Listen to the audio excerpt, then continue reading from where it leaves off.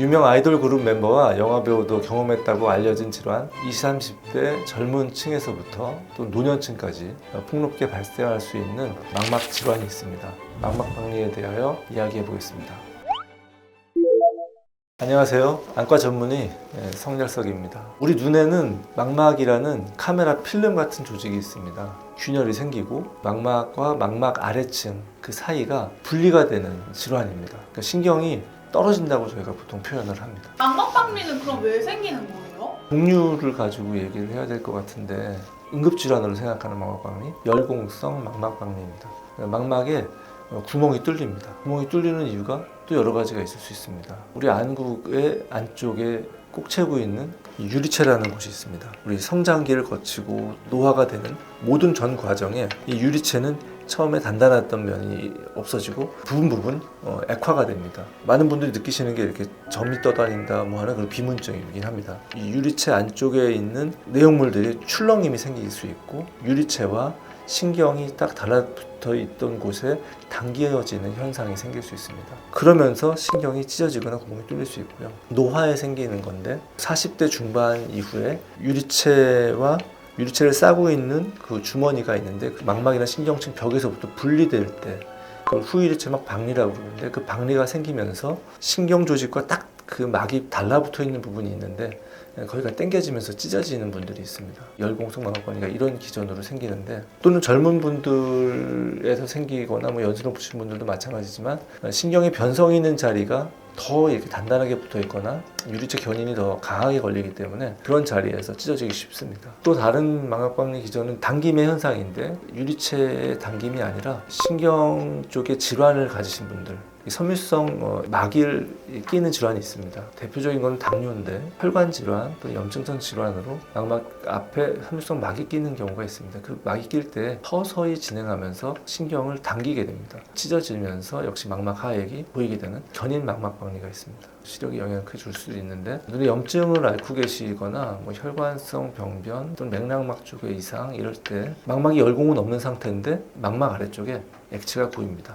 이런 경우에는 황반부를 침범하는 경우가 아니면 사실 치료가 좀 애매해서 그냥 두는 경우도 많지만 황반부를 침범하면 시력에 영향을 주기 때문에 적극적으로 치료를 해봐야 하는 그런 질환입니다. 보통 열공 망막박리를 기준으로 말씀을 드리면 전구 증상들이 있습니다. 연세 높아지시면서 역시 점점 액화가 진행되는데 이 액화가 되면서 점이 떠다닙니다. 그 비문증이죠. 신경이 변성이 있는 자리가 있으면 그 자리에서 이제 구멍이 또 뚫릴 수 있습니다. 그리고 또 하나는 후유리체막 박리라고 해서 신경 조직에 딱 달라붙어 있던 그 후유리체막이 신경과 분리되지 못하고 우리 껌을 딱 붙였다가 껌을 이렇게 당겼을 때 당겨지는 힘이 강하게 걸리면 신경 조직이 찢어진다고 생각하시면 돼요. 그럴 때에도 역시 비문증이 또 생깁니다. 근데 그 비문증의 성분이 좀 다른데 신경이 찢어지거나 구멍이 뚫리면 출혈 동반되는 경우가 많고요. 구멍이 뚫린 자리를 통해서 신경의 안쪽 층인 망막 색소상피 층이 있는데 거기서 색소가 분산돼서 좀 나옵니다. 그런 비문증 증상이 생길 수 있고 아까 그 당긴다고 계속 말씀드렸는데 당길 때 번쩍임이 생깁니다. 전구 증상으로 보시면 돼요. 그 다음 증상이 시야장애입니다. 위쪽에 망막 열공이 있으면 망막이 떨어지면서 물이 차오르는 증상이 생깁니다. 신경과는 반대의 증상이라서 위에서부터 망막이 떨어지면 아래쪽에 물이 이렇게 차오르는 느낌이 들고요. 또는 옆쪽에서 망막박리가 오면 그 반대쪽에서 이렇게 증상이 생기실 수 있습니다. 우리 망막박리의 진행을 느낄 수 있는 증상 중에 하나고요. 결국은 신경 중심, 황반부를 침범을 하게 됩니다. 신경 쪽을 침범하게 되면 시력을 잃게 됩니다. 순식간에 이렇게 신경 중심인 황반부를 침범하기 때문에 좀 응급질환이 됩니다. 치료는 어떻게 진행하게 되나요? 열공이 생겼다라고 하면 그 열공을 레이저 치료를 합니다. 열공이 생기고 어느 정도 박리가 생겼더라도 우리 황반부에서 멀리 있는 곳, 위쪽이든 아래쪽이든 관계없이 좀 멀리 있거나 그럴 경우에는 수술까지 하지 않아도 될 거라고 판단이 들면 레이저로 어떻게든지 막아봅니다. 근데 진행성이 여부가 보인다라고 하면 결국은 수술을 해야 되는데 수술은 크게는 두 가지입니다. 하나는 밖에서 할 것이냐 수술, 하나는 안구 안쪽에서 할 것이냐. 안구 밖에서 하는 수술은 공막 도룡술이라고 해서 공막 밖에서 스폰지를 이렇게 대거나 밴드를 해서 밖에서부터 이 공막을 안쪽을 눌러줍니다. 그러면 신경 안쪽이 이렇게 불룩하게 망막층이 안쪽으로는 솟게 됩니다. 그 불룩한 곳에 망막 열공을 위치시키면 망막 하액이 망막 열공으로 액체가 고이지 않게 됩니다. 망막 열공으로 망막 하액이 고이지 않게 하기 위해서 기체를 넣습니다. 가스를 넣습니다. 이 수술법도 일부 그냥 밴드만 되는 경우, 전체를 둘러싸는 경우, 세로로 되는 경우, 가로로 되는 경우 여러 가지 다양한 방법들이 있습니다. 이 수술은 안구가 되게 아픕니다. 그래서 전신 마취를 꼭 해서 해야 됩니다. 통증이 없는 수술, 그게 눈속 수술입니다. 유리체 절제 수술인데 병의 근원이 되는 부분은 결국은 유리체인데요.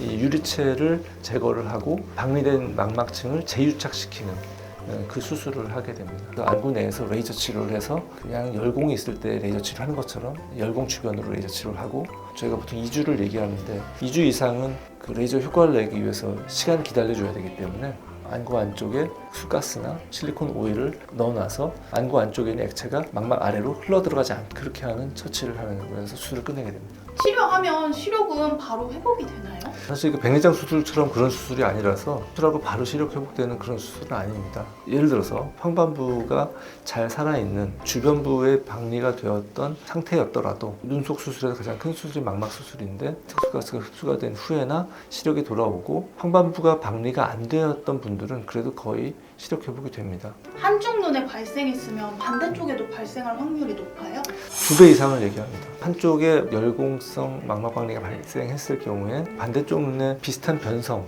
약한 변성이 있어도 그냥 미리 레이저 치료를 해둡니다. 병적 근시 환자분들은 보통 10대부터 이상 환자분들이 대부분이신데 안구의 변형이 좀 됩니다. 후포도종이라고 해서 안구가 이제 길어지는 18세, 19세가 되면서 어느 정도 성장을 멈춥니다. 그 이후에도 길어지게 됩니다. 후포도종. 후포도종이 있는 눈에서의 망막 박리는 항복률이 굉장히 좀 좋지는 않습니다.